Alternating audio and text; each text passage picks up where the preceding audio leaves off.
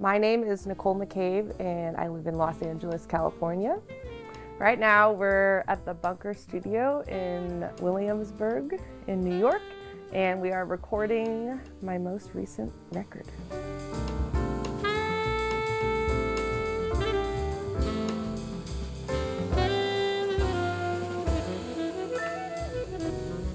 The name of the record is Color Theory. A lot of titles of my albums have been based on art terminology. I have landscapes. My last one was mosaics. I think we're painting a lot as musicians with different colors, trying to find the right balance. So I've been writing the music for Color Theory for about 1.5 years now. It's 9 compositions, and then we're gonna try some different stuff out in the studio, free improv. I have some solo sax stuff that I've been working on. I'm really trying to blend a lot of different influences into this album. I have an EP of solo looping, so I'm gonna try to add a little bit of that into the record. I got to work on a bunch of different compositions and different composition styles. Some of these are extremely rhythmic and based on different time signatures and meters, and then there's a lot of tunes that are very open and more simple, and it's just nice to kind of have all these different contrasts on one album, trying to make it feel whole.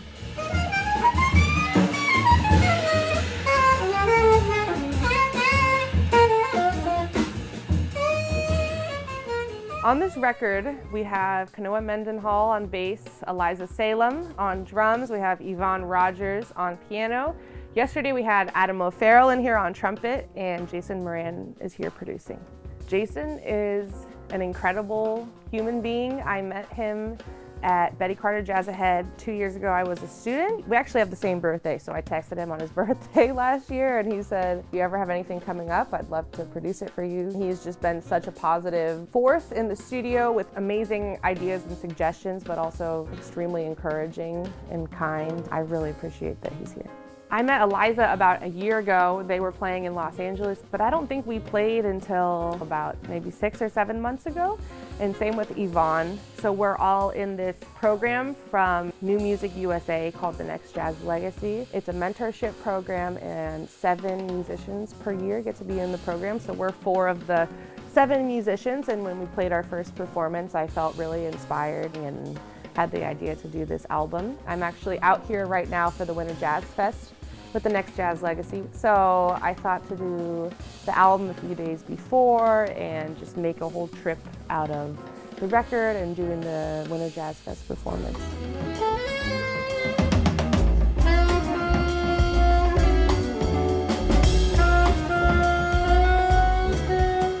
Touring is extremely taxing. I came into this New York trip kind of on the heels of traveling for the last couple weeks and playing a lot in Los Angeles.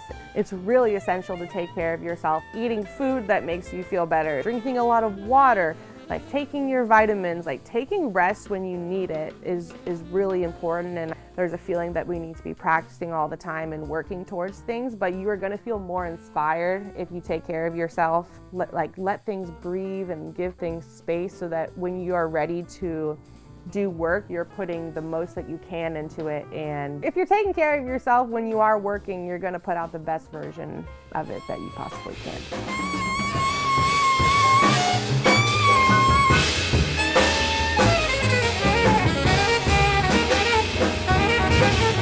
I started playing the saxophone in 7th grade. I had started on clarinet originally, and then I wanted to join the jazz band, and I had to learn saxophone. A lot of my friends were doing it, and it seemed like a cool, fun thing to do, and then I found out once I started playing in the jazz band that I really enjoyed it. I was a little nervous about improvising at first, but I think I got a pretty good hang on it pretty quickly. It wasn't something I knew that I wanted to do until about halfway through high school. I had an amazing saxophone teacher named Marcia Maget. She kind of got me started on a path to really learning how to improvise. I feel like I was kind of just using blues scale and stuff up until then, learning some scales, and then I really started learning vocabulary with her. I got super into Cannonball Adderley and was transcribing a bunch of Cannonball Adderley solos under her, learning tunes. She was the one that kind of encouraged me to really think about doing it as a career. That was a really big push for me that made me solidify, okay, yes, I can do this. And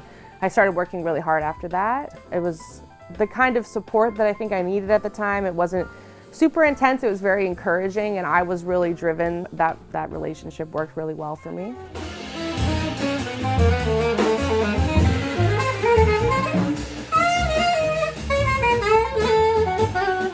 So I studied music in college. I went to Portland State University for my undergrad, and I got to study with a bunch of amazing saxophonists. One of my main mentors there was actually a pianist named George Colligan. He is incredible and kind of really got me started on using improvisation creatively. I also had a mentor that was a drummer named Alan Jones. Portland is kind of like a smaller town, but it has a very thriving music scene, so I was able to play a lot and learn how to lead bands at a young age, and I think that kind of helped me figure out my voice and vision.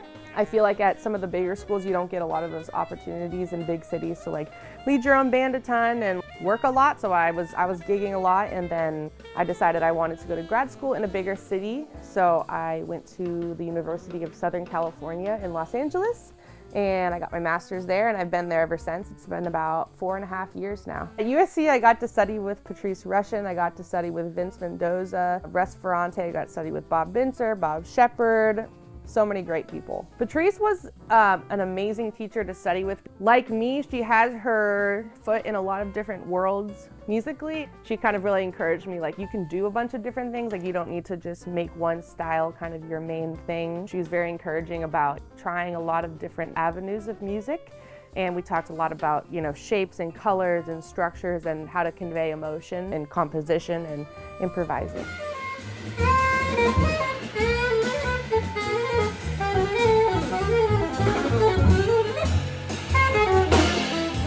Well, some people that I love playing with in Los Angeles are the pianist Paul Cornish, one of my closest friends and an incredible musician, just always listening, very thoughtful, very intentional. I also love playing with Logan Kane. He is a bass player, doing so many different things, writing his own music, singing, producing, upright and electric. I also love playing with Justin Brown on drums. He is an incredible force, just a really kind human.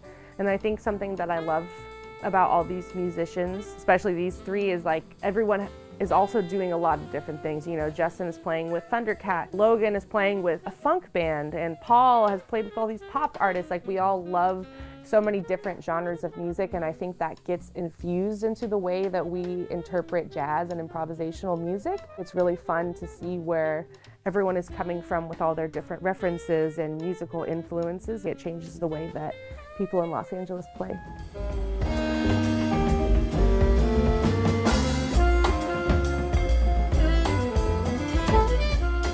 I think one of my favorite saxophonists right now is the saxophonist Caroline Davis. I got to work with her this year through the Next Jazz Legacy program as well. She helped me through the composition process for a few of these tunes and really opened my eyes up to different ways of thinking about writing and playing and taking care of yourself as a person and being part of, you know, different communities, and I just absolutely adore her as a person and as a saxophonist.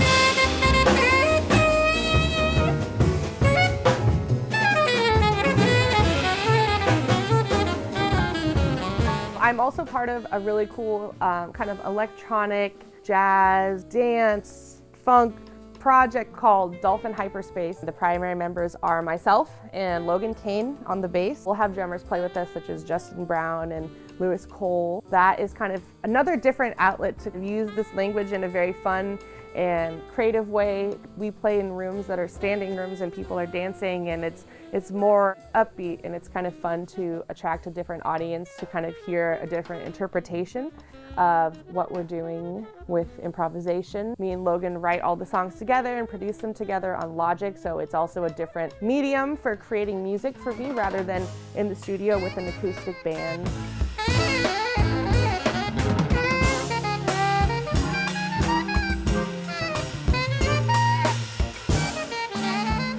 Sometimes it can be I'm writing for a specific project, and then sometimes I'll write a composition and it can fit into like a lot of different places. I wrote this tune for myself called Friction, and I thought it was going to be an acoustic tune, and it ended up we just produced it and we added all these woodwinds, so it became a Dolphin Hyperspace piece. I wrote a tune on my first album called Scrabble, and it's a very standard bossa nova tune, and then a friend of mine and producer Vu had produced it fully, and then we did more of a hip-hop version of it, and that was really fun. So it's fun to think a tune's gonna go somewhere and then we can fit it in another place.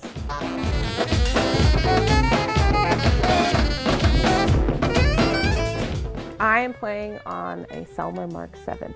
And I used to play on the Onagasawa, and then it got stolen. I bought this from the same person that I bought the Onagasawa from, and I love it.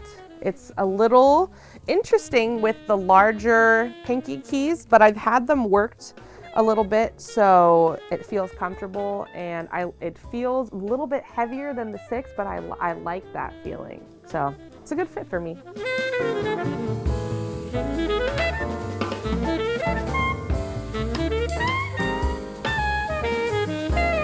I've been playing D'Addario reeds for about 2 years now.